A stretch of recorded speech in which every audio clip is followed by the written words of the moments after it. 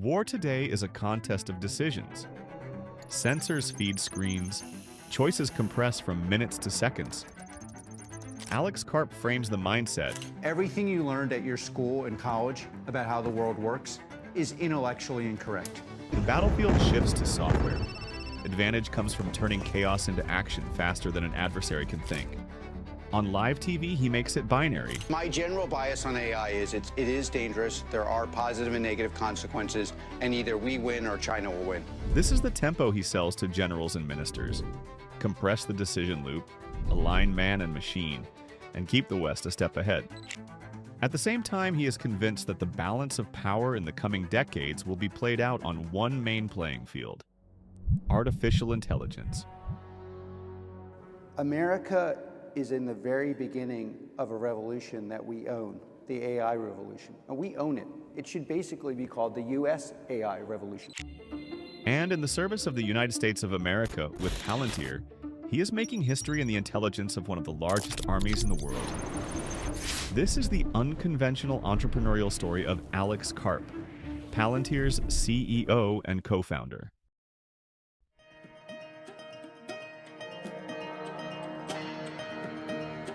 Alexander Kidman Karp was born on October 1967 in New York City and grew up in Philadelphia.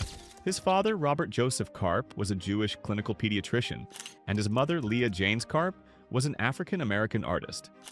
During his youth, Karp was deeply influenced by his parents' activism for civil rights and social justice, frequently participating in marches, labor rights demonstrations, and protests against Ronald Reagan's presidency.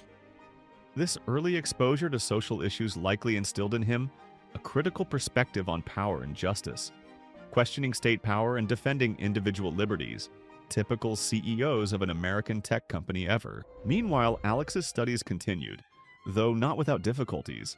I wish my parents were here. The one thing that I'm incredibly dyslexic, and that's the only thing that wasn't in there. But however, despite his difficulties with dyslexia, which would have discouraged many people, Alex attended Central High School in Philadelphia, graduating in 1985 before enrolling in the philosophy department at Haverford College. Not a scientific degree in technological or innovative fields, but a humanities degree. Driven by the spirit in which he grew up, Alex is interested in social theories and the study of power structures. He graduates in philosophy in 1989, and then decides to move from Pennsylvania for the first time, specifically to California, choosing to continue his studies in law at Stanford Law School. Indeed, it was at Stanford that he met his future co-founder of Palantir, Peter Thiel, a meeting that would change his life forever, but not immediately. At the time, the idea of founding a tech company was not yet in his mind. And for this reason, after law school, from which Alex graduated in 1992, he decided to move again, this time to Germany, his father's homeland. This period in Europe, spent between Frankfurt and London, represents a crucial moment in Alex Karp's life. In Germany, he finds himself immersed in a cultural environment that fascinates him and where, for the first time, he feels truly at ease.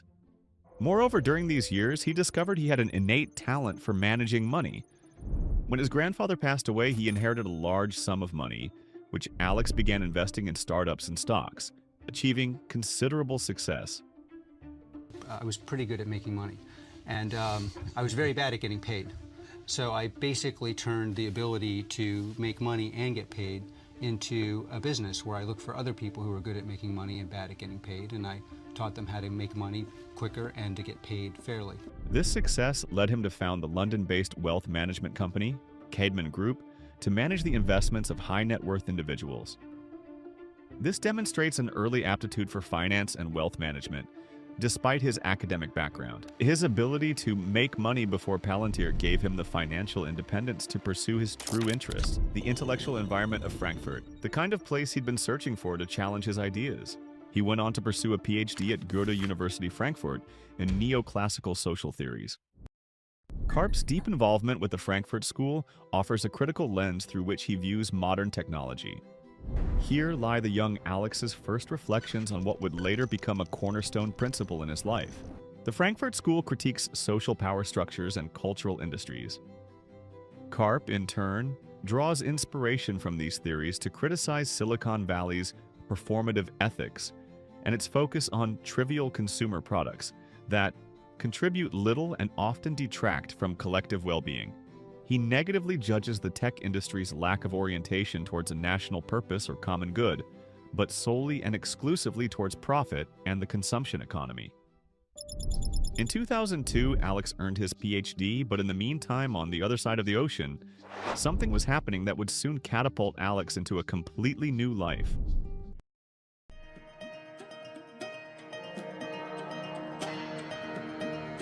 PayPal announcing plans. So PayPal shares down nearly. PayPal gets an upgrade. In California in 1998, his college mate Peter Thiel had co-founded PayPal with Elon Musk and the other co-founders that would later be called the PayPal Mafia. Here the founders had developed sophisticated anti-fraud tools based on data analysis to block illicit transactions in real time. After the sale of PayPal to eBay in 2002, Peter Thiel and some engineers realized that the anti-fraud techniques developed to identify suspicious transactions could have a much broader impact. In PayPal's anti-fraud systems, the system tracked transactions in real time, looking for recurring patterns to block criminal activities. Thus, post 9/11, Thiel and his associates asked themselves, what if these same techniques could help prevent terrorist attacks or large-scale crimes? From this question, the idea was born, a data analysis platform that combines computational power and human analysts, capable of integrating data from many different sources, visualizing connections between people, events, and places, respecting democratic controls and not transforming into an uncontrolled surveillance tool. With the goal of developing this idea, Thiel remembered Alexander and the long discussions that characterized their study period at Stanford. And when someone gives you a really interesting offer that sounds incredibly good, you just say yes. So I didn't say, like, now I've hired thousands of people, and sometimes I feel like they're getting a chance to change the world, and they're like, well, what am I going to get paid? What are the benefits? And I think when Peter asked me to co-found the company, I just said yes. Yes, period. Peter Thiel and Alex Karp agreed on one thing. They wanted to build a tech company that used data responsibly, serving the common good, not just chasing profit or growth at any cost. This is how Thiel and Karp, along with other ex-PayPal employees like Joe Lonsdale and Stephen Cohen, began to meet to develop the idea. The company was officially founded in May 2004 in Palo Alto, with Karp as CEO and Thiel as the first investor through Founders Fund. The company was named Palantir. However, since its founding, Palantir has faced significant challenges in securing investments. Peter Thiel contributed $30 million through Founder Fund, but the initial funding didn't come solely from him. From the beginning, Palantir does something the rest of Silicon Valley mostly avoids. It partners with the U.S. federal government. In 2004, In-Q-Tel, the CIA's venture arm, becomes an early backer, funding pilots with real analysts and messy, real-world data. Karp, newly installed as CEO, runs the company less like a standard software shop and more like a field unit. Unlike Google or Microsoft, which build standard software products for mass markets, Palantir developed custom systems tailored to each client's needs. Its engineers didn't just sit in an office writing code. They embedded directly with the client's teams, often on-site, working side by side with analysts, soldiers, or investigators. This field unit model meant that features were designed and tested in real-world conditions, creating highly personalized, efficient solutions rather than generic software. By 2008, that collaboration produces Gotham, a platform for intelligence and defense. It doesn't promise omniscience, it promises coherence, to connect dots scattered across police reports, intercepts, ledgers, and sensors. The next year, Palantir's tools are credited in helping to expose GhostNet, a far-reaching cyber espionage network. Using Palantir's platform, researchers were able to visualize and analyze complex digital relationships. Notably, they produced screen captures showing connections between infected computers, such as at the Dalai Lama's office, and the command and control servers of GhostNet. With the help of Palantir's tools, the IWM uncovered that GhostNet had infiltrated over 1,200 computers in 103 countries, including embassies, foreign ministries, and Tibetan exile offices. In 2010, Vice President Joe Biden publicly praises Palantir's software for helping unearth fraud in stimulus funds. A public nod to a company that, until then, was mostly a rumor. This deep integration with government clients from the outset became a distinctive feature. The fact that the CIA's In-Q-Tel was one of Palantir's only early investors is a critical element of its origin story. This was not just another tech startup. It was born with a direct governmental mandate and funding. Its mission-oriented nature was rooted from day one, in line with the strong beliefs of its founders. This early reliance on intelligence funding explains Palantir's deep ties to the government and defense sectors and its insider status. It also foreshadows ongoing ethical debates, as the very foundation of the company is linked to surveillance and national security. As Palantir spreads its footprint across the federal landscape, one figure remains its unmistakable constant. Alex Karp, wild hair, simple clothes, and a conscious detachment from the glitzy West Coast tech scene. He's not selling scale for its own sake. He's selling an argument that a democracy can wield data without abandoning its principles. The story of Palantir teaches us just how exposed we all are.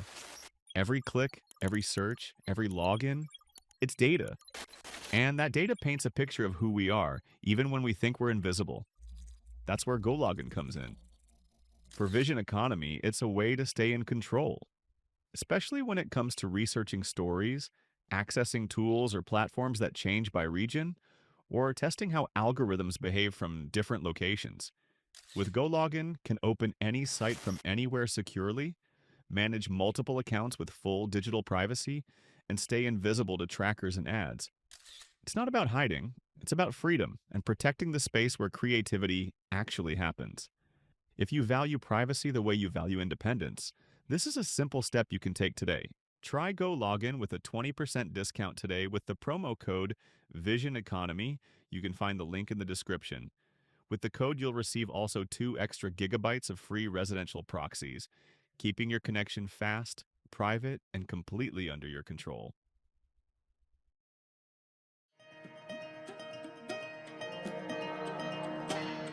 Meanwhile, the Palantir legend grows around the edges. By 2011, officials publicly suggest that companies like Palantir aided the hunt for Osama bin Laden. Whether myth or fact, it captures the point. The right software can help governments addressing national security emergencies. Investors pile in. Funding rounds push the private valuation toward $20 billion by 2015. Meanwhile, the product set broadens. Gotham serves intelligence, defense, and law enforcement. Foundry, the software product built for private clients, gives companies and public sector agencies a way to build operating pictures from chaotic data in multiple sectors, from aviation to auto, pharma, and finance. But the company's choice of customers also pulls it into controversy. Partnerships with ICE and predictive policing projects trigger protests and employee walkouts. Since 2014, Palantir has collaborated with Immigration and Customs Enforcement, building surveillance tools used in workplace raids. These tools help ICE identify immigrants for arrest, detention, and deportation. Its clients have included at least 12 U.S. government groups, such as the CIA, NSA, FBI, Marine Corps, Air Force, and Special Operations Command. Considering how Palantir immediately positioned itself as a fundamental tool for the United States government, Alex developed a concept that would be crucial in defining his company's scope of action. The central question, in my view, of civil liberties is, how is that data being used? Is it being used in a way that's lawful? We allow the enforcement of rules that government ought to enforce. You remove the contradiction and we all march forward. At the core of his leadership is the concept of an ethical perimeter, a clearly defined set of conditions under which Palantir will or will not engage with a client. He states that software companies have a responsibility to understand the implications of their tools, especially in areas such as policing, border control, surveillance, and military decision-making. Palantir has reportedly turned down business from authoritarian regimes and companies not aligned with its core convictions, a stance Karp claims has cost market share but built trust. Karp's ethical perimeter is presented as a principled stand against authoritarian regimes. In 2019, Palantir wins a Tactical Intel Award worth up to $876 million. In parallel, Army Vantage, the military software application built on Palantir's Foundry ecosystem, becomes the service's data backbone. In addition, by the mid-2020s, Project Maven expands into a multi-year, multi-hundred million dollar program focused on AI. For better or worse, software has moved right to the center of hard power, in the most influential country in the West, the United States. And then in 2020, the IPO day arrives. After 17 years in the shadows, Palantir went public through a direct listing, a rarely used mechanism aimed at avoiding speculation on the stock. Given that with this approach, Palantir gave up the opportunity to raise new capital from new investors. The company moves its HQ to Denver, symbolically stepping away from the Bay Area. Karp uses the moment to challenge the culture he grew up alongside. He writes that Silicon Valley's engineering elite may know how to build software, but they don't know how society should be organized or what justice requires. And on TV, he doubles down. If there was a contradiction between finding terrorists and protecting civil liberties, but the exact same transparency you can use to find terrorists, you can use to see what the government's using. It's a declaration as much as a disclosure. Palantir will be the software company for the West. America is in the very beginning of a revolution that we own, the AI revolution. And we own it. It should basically be called the US AI revolution. Every single relevant company in the world is in this country. Karp takes a firm stance, one that will draw heavy criticism but will also make him a figure in complete contrast to the American tech landscape, which until then had been dominated solely by the big Silicon Valley multinationals. From there, the story accelerates. During COVID-19, Palantir's systems underpin vaccine distribution and public health dashboards in the US and UK. In 2022, as Russia invades Ukraine, Karp flies to Kyiv. The company's AI tools were made available in war zones, helping to assess potential targets in real time using multiple sources, including biometric data and phone intercepts. By 2023, Palantir posts its first ever profitable year. In 2024, it joins the S&P 500 and lands marquee defense awards, including a $10 billion software and data contract with the U.S. Army. More recently, Palantir's AI software has been used by the Israeli Defense Forces to target objectives in Gaza. 2 decades on, Palantir is woven into the operating fabric of Western governments. Its platforms help police and prosecutors, soldiers and sailors, health officials, and tax investigators. The company's ethical perimeter, no China, no adversarial regimes, narrows who it serves. Karp public statements are outspoken and provocative. My general bias on AI is it is dangerous, there are positive and negative consequences, and either we win or China will win. And he doesn't shy away from what Palantir's original mission is. Palantir is here to disrupt and make the institutions we partner with the very best in the world, and when it's necessary, to scare enemies and on occasion kill them.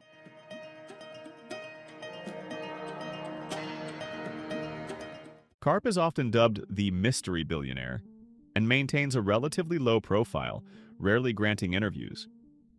Despite his wealth, exceeding $12 billion in 2025, among the 300 richest people globally, he maintains a low-key lifestyle, residing in rural New Hampshire and avoiding celebrity circles. Time magazine named him one of the 100 most influential people in the world in 2025, calling him the embodiment of a new kind of Silicon Valley billionaire, an unapologetic techno-nationalist.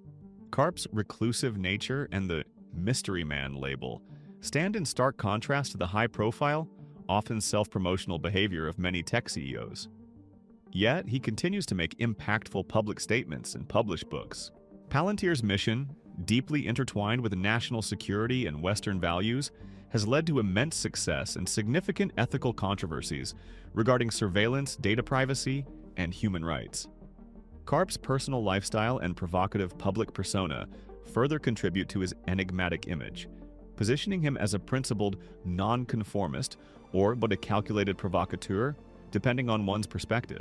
His legacy will be debated for years to come, reflecting the profound and often uncomfortable questions about power, technology, and ethics that Palantir and its philosopher CEO embody. If you found Alexander Karp's story as inspiring as we did, hit that like button and subscribe for more in-depth founder documentaries.